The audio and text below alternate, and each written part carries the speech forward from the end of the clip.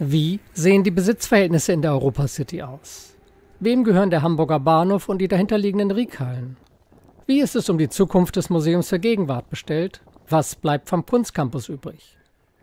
In diesem zweiten Teil der Serie zur Europacity geht es also um Eigentumsfragen.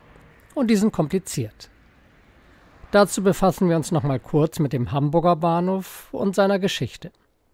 Wie im ersten Video bereits erwähnt, ist der Hamburger Bahnhof als Endbahnhof der Berlin-Hamburger Eisenbahn zwischen 1846 und 1847 errichtet worden. Er ist heute das einzige erhaltene Bahnhofsgebäude aus der zweiten Hälfte des 19. Jahrhunderts in Berlin.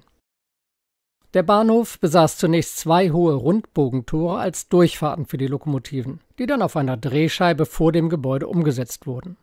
1870 wurde eine Schiebebühne eingebaut, wodurch die Tore überflüssig wurden. 1884, nach nur 37 Jahren Betrieb, war es mit dem Personenverkehr wieder vorbei. Dieser wurde auf den benachbarten Lehrter Bahnhof verlagert. Nur der dahinter befindliche Güterbahnhof wurde weiterhin genutzt, übrigens noch über 100 Jahre bis zum Ende der 1980er Jahre. Der Bahnhof wurde zum Museum. Am 14. Dezember 1906 eröffnete im Empfangsgebäude das Königliche Bau- und Verkehrsmuseum, auch Lokomotivenmuseum genannt, quasi ein Vorläufer des heutigen Technikmuseums in Berlin. Das Museum erwies sich von Anfang an als Publikumsmagnet. Da die Sammlung weiter wuchs, errichtete man bis 1916 zwei Flügelbauten. Im Zweiten Weltkrieg erlitt das Gebäude 1944 starke Schäden, große Teile der Sammlung blieben jedoch erhalten. Nach dem Krieg unterstand das in Westberlin gelegene Gebäude als Bahnbetriebsanlage der Deutschen Reichsbahn und war damit Hoheitsgebiet der DDR. Das galt für alle Bahnanlagen in Westberlin. Das Fernbahnnetz, die Bahnhöfe, Betriebswerke inklusive der S-Bahn in den 3 Westsektoren Berlins wurden mit Zustimmung der Westalliierten von der Reichsbahn betrieben. Dafür hatte man in der DDR auch den Namen Deutsche Reichsbahn beibehalten. Das gesperrte Gebäude stand der Öffentlichkeit nicht zur Verfügung. Im Jahr 1984 schloss der Westberliner Senat mit der Deutschen Reichsbahn einen Pachtvertrag und anlässlich der 750-Jahr-Feier Berlins im Jahre 1987 wurde der Hamburger Bahnhof mit der Ausstellung Reise nach Berlin zum ersten Mal seit 40 Jahren wieder museal genutzt. Nach der Wiedervereinigung erfolgten von 1990 bis 1996 umfassende Sanierungsarbeiten nach Plänen von Joseph Paul Kleihues. Von Kleihues stammt auch der rechts neben der großen Halle gelegene Erweiterungsbau mit einer Länge von 80 Metern. Am 2. November 1996 wurde das Gebäude unter dem neuen Namen Hamburger Bahnhof Museum für Gegenwart als Ausstellungsort für zeitgenössische Kunst wiedereröffnet. Es ist Teil der Nationalgalerie, präsentiert Kunst ab der zweiten Hälfte des 20. Jahrhunderts und zählt zu den erfolgreichsten Museen für zeitgenössische Kunst weltweit. Der Hamburger Bahnhof gehört, nein, nicht der Stadt Berlin, sondern einem privaten Investor, der CA Immo Deutschland GmbH. Es soll sogar nicht einmal einen richtigen Mietvertrag geben. Wie kann das sein? Und wer ist die CA Immo? Dazu nochmal ein Rückblick. Im Rahmen der deutschen Wiedervereinigung wurden Deutsche Reichsbahn und Deutsche Bundesbahn zur Deutschen Bahn AG fusioniert. Beide waren damals sehr hoch verschuldet. Im Gegenzug zu einer Teiltilgung der Schulden und für dringend notwendige Investitionen in Infrastrukturmaßnahmen übertrug die Deutsche Bahn AG dem Bund mehrere tausend Liegenschaften, die für den eigentlichen Bahnbetrieb nicht mehr notwendig waren. Diese Immobilien wurden in ein Sondervermögen des Bundes, das Bundeseisenbahnvermögen, eingebracht. Im Rahmen der Bahnreform wurde 1996 die Eisenbahn-Immobilien Management GmbH gegründet. Diese hatte den Auftrag, die Liegenschaften in einem Zeitraum von 15 Jahren zu verkaufen. Nach dem Verkauf von etwa 1000 Liegenschaften zeigte sich, dass die angestrebten Erträge nicht zu erzielen waren. Deshalb wurde 2001 die Vivicur Real Estate GmbH gegründet, die die Liegenschaften zunächst entwickeln und anschließend privatisieren sollte. Auch das funktionierte scheinbar nicht so ganz wie gewünscht und 2007 wurde beschlossen, die Vivicur selber zu privatisieren. Das ausgeschriebene Bieterverfahren wurde von der österreichischen Immobiliengesellschaft CA Immo Anlagen AG gewonnen. Damit gelangten diese Grundstücke in Privatbesitz. Für 1,03 Milliarden Euro. Die Vivicur heißt seit 2011 CA Immo Deutschland GmbH. Folglich besitzt CA Immo Deutschland in den großen Städten wie Berlin, Düsseldorf, Frankfurt, München usw. zahlreiche Liegenschaften und Bürogebäude in zentraler, bester Innenstadtlage.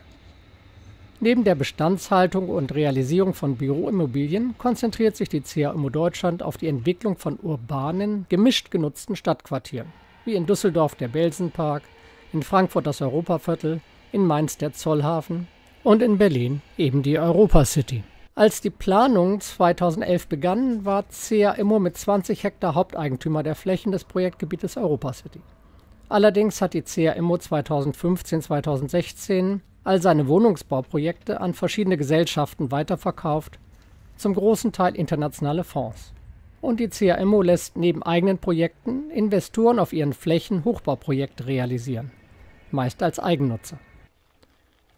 Die Deutsche Bahn besaß zunächst noch einen Anteil von ca. 10 Hektar, westlich der Heidestraße, der 1994 nicht in das Sondervermögen übertragen worden war. Dieser Anteil wurde 2015 an die Quartier Heidestraße GmbH veräußert. Das Land Berlin besitzt ca. 6 Hektar, vor allem öffentliche Bereiche, Straßen und Plätze. Jetzt könnte man sich noch fragen, wem eigentlich die CA Immo gehört.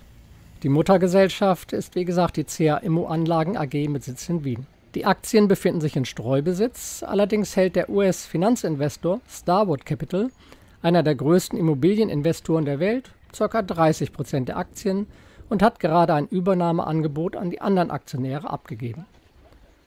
Er stößt damit aber noch auf Widerstand von Seiten des Hedgefonds Petrus Advisors, 3,5% der Aktien und anderen Immobilienunternehmen aus Österreich.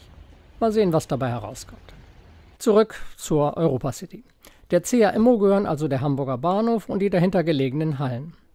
Dabei handelt es sich um Teile des ehemaligen Güterbahnhofs, der im Jahr 2004 für 8 Millionen Euro von den Architekten Kühn Malvezzi im Auftrag von Flick umgebaut worden war. Sie erhielten den Namen Riekhallen und enthalten Teile der Friedrich Christian Flick Collection, einer privaten Sammlung von Gegenwartskunst. Die folgenden Aufnahmen stammen von Einhard Luther aus dem Jahre 2013. Danke, dass ich sie hier einbauen darf. Wer sich sein gesamtes Video anschauen möchte, findet einen Link in der Beschreibung. Ursprünglich gab es hier noch viel mehr Ausstellungsbereiche, zum Beispiel ab 2008 die Hallen am Wasser. Eine unattraktive Lagerhalle aus den 60er Jahren wurde nach Plänen des Berliner Architekturbüros Pott Architects für 1,4 Millionen Euro zu einem Ausstellungsgebäude umgebaut. Das hässliche Äußere der Lagerhalle erhielt eine vorgehängte Fassade aus silberfarbenen, reflektierenden Stoffbahnen und bot auf 2500 Quadratmetern Platz für 6 Galerien zeitgenössischer Kunst. Der Kunstcampus genannte Bereich sollte dabei helfen, das bis dahin wenig bekannte Areal einem breiten Publikum bekannt zu machen, damit es sich dann später besser vermarkten ließ. Das ist ja oft so. Erst entdeckt die Kreativszene Orte für sich, dann folgen die Investoren. Anfangs hatten sich auch etliche Künstler hier angesiedelt und für 5 Jahre gab es den Tape Club. Bis 2012, dann begann das Bauen. Wo einst die Hallen am Wasser lagen, steht jetzt der Kunstcampus der Groth-Gruppe mit 120 luxuriösen Eigentumswohnungen, zwischen 67 und 123 Quadratmeter groß.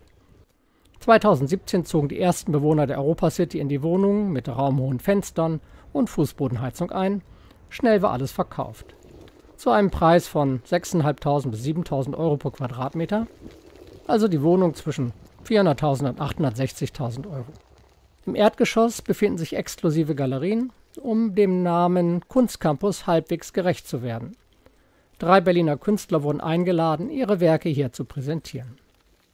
Für die Architektur zeichnet das Berliner Büro Leon Wohlhage verantwortlich. Im Vergleich zu den übrigen Gebäuden der Europacity fällt das Äußere des Baus zumindest auf. Daneben steht die Deutschlandzentrale des Ingenieur- und Beratungsunternehmens Ernst Basler und Partner aus dem schweizerischen Zollikon. Ein Bürohaus mit einem für kulturelle Zwecke nutzbaren Erdgeschoss, das als Nullenergiehaus ein DGNB-Zertifikat in Gold anstrebt. Basler und Partner lobten als Privatinvestoren einen Architektenwettbewerb aus, den Miller und Marante aus Zürich gewannen. Die Fassade ist durch alternierend angeordnete, im Grundriss gespiegelte Betonelemente gegliedert, das Innere durch frei geformte Treppenhäuser strukturiert. Die Jury sah darin eine zeitlose, urbane Eleganz. Leider enthielt ein Entwurf, der mit schwungvoller Geste der Wasserlage huldigte, nur den 2. Platz. Was schreibt die Senatsverwaltung für Bauen und Wohnen? Die bauliche Qualität des Entwurfs zeigt sich durch die transparente Gestaltung des Erdgeschosses zur Wasser- und Platzseite mit Café- und Galerienutzung. Die gleichmäßig gerasterte Fassade präsentiert sich elegant und zeitlos. Als drittes Gebäude auf diesem Campus gibt es das Palais Europa City, auch Riverside Square genannt. Bei so wohlklingenden Namen lassen wir den Prospekt ergänzen. Der moderne Neubau liegt an der Schnittstelle verschiedener übergeordneter Stadträume, dem Kunstcampus, den dahinterliegenden Wohnblöcken entlang der Heidestraße und dem attraktiven Freiraum des Berlin-Spandauer Schifffahrtskanals. Das Gebäude ist als ein massiver Kubus konzipiert, der durch 4 große Einschnitte gegliedert ist. Die Einschnitte bringen Licht und Sonne in den Innenhof und ermöglichen Ausblick in alle Richtungen. Durch seine Plastizität gewinnt der Kubus einen unverwechselbaren architektonischen Ausdruck. Die einzelnen Wohnungen erhalten durch wechselnde Beziehungen zum Freiraum und zur Stadt jeweils einen anderen Charakter und eine eigene Identität. Da gehen wir doch lieber nochmal zurück zu den Riekhallen. Zunächst fällt die farbige Gestaltung der Wege auf. Dies sind noch Spuren einer Ausstellung mit dem Titel It Wasn't Us der Künstlerin Katharina Große, die bis zum Januar 2021 hier im Hamburger Bahnhof stattgefunden hat. Ich verlinke Videos zu der Ausstellung und zu einem Gespräch mit der Künstlerin. Katharina Große wird in der internationalen Kunstszene gerne Katharina die Große genannt, da sie sich viele Freiheiten nimmt. Sie malt entgrenzt, losgelöst von Konventionen. Ich male mich aus dem Raum hinaus, sagt sie. Sie verwendet für ihre Malerei eine mit Kompressor betriebene Spritzpistole, besprüht größere Flächen, die sich auch im Außenraum fortsetzen. Boden und Decke werden mit zum Malgrund, alles wird mit einbezogen. Sie lebt und arbeitet in Berlin, ist bei Museen und Biennalen sehr gefragt. Die Riekhallen, die Flick, wie gesagt, für 8 Millionen Euro museumstauglich umgestalten ließ, werden abgerissen. Damit verliert das Museum für Gegenwart 50% seiner Ausstellungsflächen. 2020 hat CA Immo verkündet, dass der noch bis 2021 laufende Vertrag nicht verlängert werde. Alle Versuche, auch von Seiten des Landes Berlin, die österreichische CA Immo AG als Vermieterin von einer Verlängerung zu überzeugen, scheiterten. Friedrich Christian Flick hat daraufhin angekündigt, seine hochkarätige Sammlung aus Berlin abzuziehen.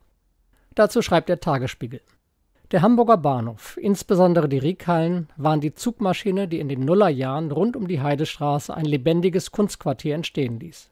Ateliers, Galerien, sogar eine Kunsthalle öffneten auf dem Gelände. Allerdings passierte dort schon bald, was sich vielerorts in London, New York beobachten lässt. Der Spur der Künstler folgten die Investoren und damit die Kündigungen. Bis heute wird das Terrain unter der Überschrift Wohnen am Kunstcampus beworben. Ab Herbst 2021 wird nur noch der Hamburger Bahnhof als letzter Standort diese Bezeichnung rechtfertigen. Auch er befindet sich auf Gelände, das heute der CA Immo gehört. Allerdings besteht hier offensichtlich kein Anlass zur Sorge. Das historische Gebäude steht den staatlichen Museen aufgrund einer unbefristeten Nutzungsvereinbarung gegen Betriebskostenübernahme zur Verfügung. Der Weggang der Flick Collection muss als weiterer Beleg für den sukzessiven Wandel der Kreativstadt Berlin in eine Investorenhochburg gesehen werden. Anstelle der Riekhallen sollen übrigens exklusive Wohnungen errichtet werden. Vielen Dank fürs Zuschauen. Im dritten Teil geht es dann unter anderem um weitere Gebäude und Teilbereiche der Europa City, verschiedene Sichtweisen und darum, warum der Senat so wenig Einfluss auf die Gestaltung genommen hat. Bis dahin.